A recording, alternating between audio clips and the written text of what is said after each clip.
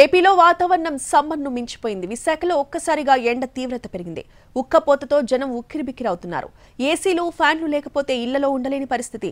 గాలిలో తేమ శాతం పెరిగిపోవడమే ఈ పరిస్థితికి కారణమంటున్నారు వాతావరణ నిపుణులు.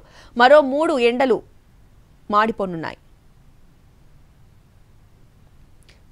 ఇదే అంశంపై పూర్తి అప్డేట్స్ ని మా ప్రతినిధి రవిచంద్ర అందిస్తారు.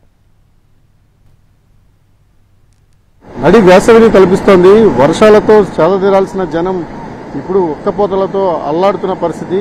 గాలిలో తేమ శాతం పెరగడం వల్లే ఉక్కపోతలు ఎక్కువయ్యాయని వాతావరణ నిపుణులు చెప్తున్నారు. ఈ పరిస్థితి మరికొద్ది రోజులు కొనసాగిపోతోంది. ప్రస్తుతం నేను విశాఖలో ఉన్న ఆర్కే బీచ్ దగ్గర ఉన్నాను. నగరవాసులంతా ఉక్కపోతల నుంచి, ఎండ వేడి నుంచి సేదతీయడానికి బీచ్కు వస్తున్న పరిస్థితి కనిపిస్తోంది. ఈ వాతావరణంలో ఉన్న మార్పుల కారణం కావచ్చు, లేకపోతే సగటున పగటి ఉష్ణోగ్రతలు పెరిగిన కారణంగా తీవ్రమైన వేడి వాతావరణాన్ని అనుభవిస్తున్నారు. దీంతో నగరవాసులు అయితే ప్రధానంగా బీచ్కు వచ్చి సేద తీయడానికి ఎక్కువ ఆసక్తిని ప్రదర్శిస్తున్న పరిస్థితి. ప్రస్తుతం మన దగ్గర కొంతమంది స్థానికులు ఉన్నారు. సార్, ఎలా ఉంది క్లైమేట్?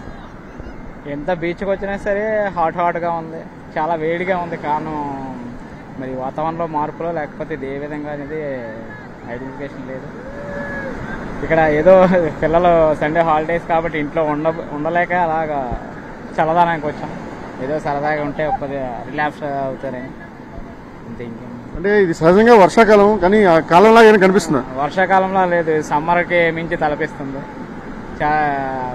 సమ్మర్లో అయితే 40 degrees వచ్చినా సరే ఇప్పుడు మామూలు ఎండ కనిపించకపోయినా వాతావరణం మాత్రం 45 degrees దగ్గర చూపిస్తుంది. ఇంట్లో ఉండడానికి భయం వేస్తుంది. అమ్మా, ఇంట్లో ఎలాంటి ఇబ్బంది వస్తుంది వాతావరణం దృష్ట్యా? వాతావరణం దృష్ట్యా అంటే వేడి ఎక్కువగా ఉంటుందండి. వారం అంతా ఇంట్లో ఉండి ఇబ్బంది పడుతున్నాం. అలాగే వారానికి ఒకసారి పిల్లలు తీసుకొస్తే వాళ్ళు కూడా కొంచెం చల్లదనంగా ఉంటుంది కదా, హ్యాపీగా ఫీల్ అవుతారు అనేసి వచ్చాం. ఇలాగా ఇంట్లో ఉన్నా కూడా నిలబడలేని పరిస్థితి ఉంటుంది. ఉక్కపోతల వాతావరణం తట్టుకోవడానికి ఇబ్బంది పడుతూ ఫ్యాన్లు కావచ్చు, లేకపోతే ఏసీలు కానీ ఉపయోగించుకుంటే తప్ప ఇళ్లలో ఉండలేని వాతావరణం ఉంది. సరే, వీకెండ్ కావడం, పిల్లలకు హాలిడేస్ కూడా ఉన్నాయి కాబట్టి కాస్తనే రిలాక్స్ అవ్వడం కోసం బీచ్కి వచ్చామని చెప్తున్నారు. ఓవరాల్గా వాతావరణంలో ఈ మార్పుల కారణంగా ఉక్కపోతల వాతావరణం మరికొన్ని రోజుల పాటు కొనసాగిపోతుంది.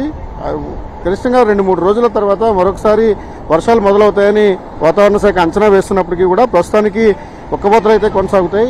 ప్రధానంగా గాలిలో తేమ శాతం పెరగడమే ఈ పరిస్థితికి కారణమని అంచనా వేస్తుండగా, ఇక ఉష్ణోగ్రతలు కూడా స్వల్పంగా పెరిగాయి. సీజనల్గా ఉండే ఉష్ణోగ్రతలు కన్నా కొంచెం ఎక్కువగా నమోదవుతున్న కారణంగా ఇబ్బందులు ఎదురవుతున్నాయి. ఇక మొత్తం చూడవచ్చు, విశాఖపట్నంలో ఉన్న బీచ్లో అంతా కూడా సేద తీయడానికి కోసం వస్తున్నారు. అందులోనూ వీకెండ్స్ కావడంతో ఆ రద్దీ కూడా కనిపిస్తోంది. ఈ వాతావరణ మార్పుల కారణం కావచ్చు, లేదా ఇతర కారణాల చేత ఇబ్బందికరమైన పరిస్థితులు ఉన్నాయని ప్రజలు చెప్తున్నారు.